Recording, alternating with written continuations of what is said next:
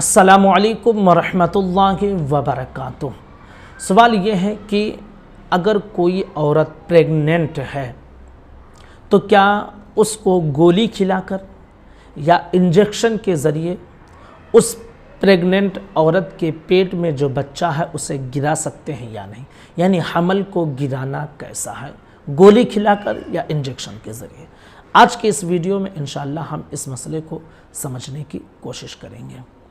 یاد رکھیے کہ بچے کو پیٹ میں مار دینا، اس کی دو صورتیں ہیں۔ نمبر ایک کہ وہ بچہ جو پیٹ کے اندر ہے وہ کتنے دن کا ہے۔ اگر وہ 4 مہینے کے اندر کا بچہ ہے، یعنی 120 دن ابھی پورے نہیں ہوئے ہیں، تو ظاہر سی بات ہے کہ 120 دن اگر اس کے پورے نہیں ہوئے ہیں تو ابھی اس کے جسم میں جان نہیں پڑی ہے۔ 120 دن جب پورے ہو جاتے ہیں تب بچے کے جسم میں روح پھونکی جاتی ہے۔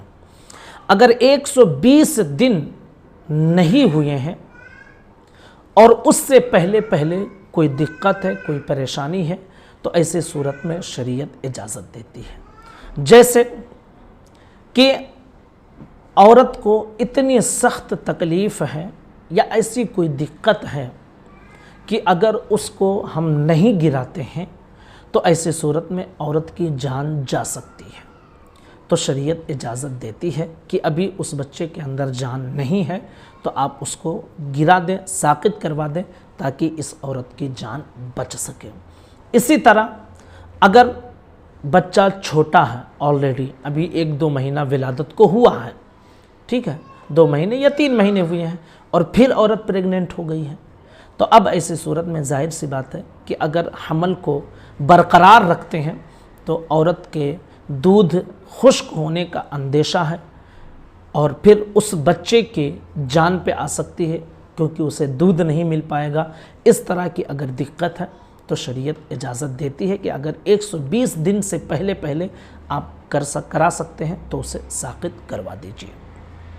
اسی طرح بچہ بہت چھوٹا ہے، گھر میں کوئی اور نہیں ہے پرورش کے لائق، اگر دوسرے بچے کی ولادت ہو جائے تو پھر دونوں بچوں کی پرورش میں، ان کی تعلیم اور تربیت میں بہت دقت ہونے والی ہے، واقعی دقت ہونے والی ہے، تو بھی شریعت اجازت دیتی ہے۔ اسی طرح اگر کوئی ایسی دقت ہے اس عورت کو کہ وہ عورت پریشان ہو جائے گی اور اس کی جان جا سکتی ہے تو شریعت اجازت دیتی ہے، لیکن کب؟ 120 دن سے پہلے آپ کو اگر کوئی دقت ہے تو آپ یہ کر سکتے ہیں، اور اگر 120 دن پورے ہو گئے ہیں، یعنی 4 مہینہ پورے ہو گئے، تو مطلب یہ کہ اس بچے کے اندر روح ڈال دی گئی ہے۔